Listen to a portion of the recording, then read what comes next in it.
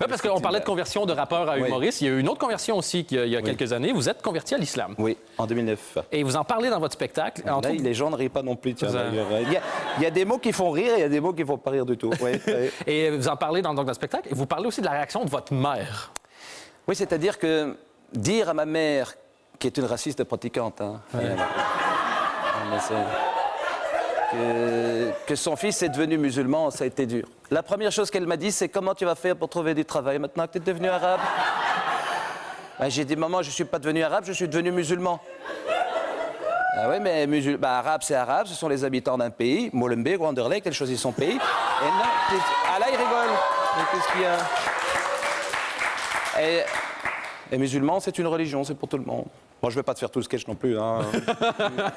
Et vous avez donc parlé aussi, et c'est ça qui m'a le plus étonné dans le spectacle. Moi, j'ai eu la chance de le voir quand il était en rodage, parce que vous l'avez rodé 80 fois, plus ou moins, c'est ça? Ouais. Et c'est ça qui est intéressant aussi à dire, c'est que c'est pas un caprice, un rappeur qui ne sait plus quoi faire puis qui décide de faire un film ou de faire un truc. Vous avez vraiment bossé. Vous étiez tous les lundis soirs. C'est pas le meilleur jour pour bosser, d'ailleurs. J'ai joué devant des coiffeurs pendant 1 an. Il n'y a que les coiffeurs qui sont en congé. Et donc, le spectacle, il y a 35 minutes de blagues sur les cheveux. Ouais. On ne sait pas si ça va marcher. Ouais, exactement, ouais, c'est ça. Et c'est pas toujours facile le lundi soir. Il y a eu des foules plus, j'imagine, plus enthousiastes que d'autres. C'est hyper compliqué, mais c'est vrai que c'est le fait d'avoir côtoyé le plus compliqué qui... Maintenant, ce que je fais maintenant, c'est un pur bonheur, quoi. Les centres culturels avec 300 personnes dedans, pour moi, je suis au Zénith tous les soirs. Ouais. Donc, le fait d'avoir bossé dans des endroits... monsieur prend des photos, il fait sa vie. Monsieur, c'est le photographe qui vient après, c'est l'invité.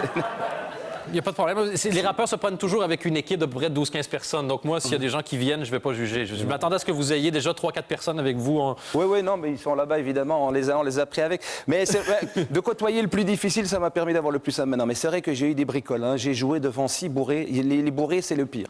C'est-à-dire que... Parce qu'ils ils commandent tout. Ils sont sur Facebook, les mecs. Donc, c'est-à-dire, tu fais une phrase, ils commentent. Mais laisse-moi le temps de faire ma vanne. Parce que si chaque fois... que je mets ma petite tension, tu me racontes une connerie, tu me niques ma chute. Alors, eh oui, mais c'est-à-dire qu'il y en a, si tu m'en niques 1 ou 2 ou 3, ça va, parce que t'es bourré, t'es sympa, t'es pas méchant dans le fond, mais si tu me niques tout mon spectacle, c'est chiant. Mais j'ai dû en sortir. Hein. Sérieux? J'en ai sorti moi-même, hein. Je fais de la muscu depuis d'ailleurs, je les sors. Quand ils sont... Si vous venez trop bourré, vous dégagez, je vous le dis tout de suite. Hein.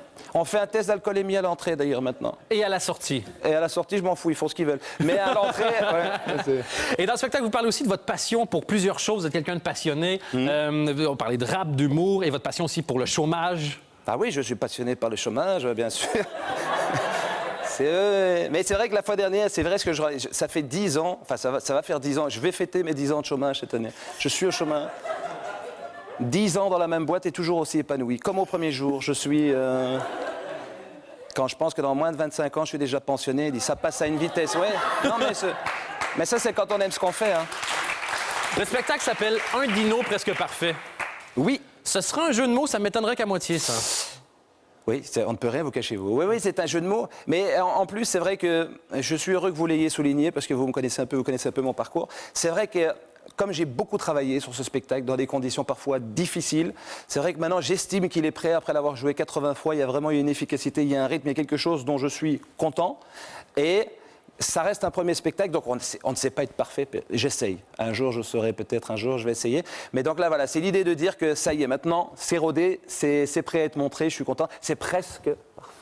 Et ça tombe bien parce qu'il va justement être montré à plein d'endroits. Il y a une série de dates. On va évidemment toutes les mettre sur la page Facebook du Dan Late Show. Mais sinon, vous serez le 6 novembre à Florenne, le 27 à Crissiné, le 28 novembre à Perouet, le 4 décembre à Charleroi, le 19 décembre à Liège. Donc, un peu partout. James Dino, merci beaucoup d'avoir été avec nous. C'était James Dino, mesdames, messieurs.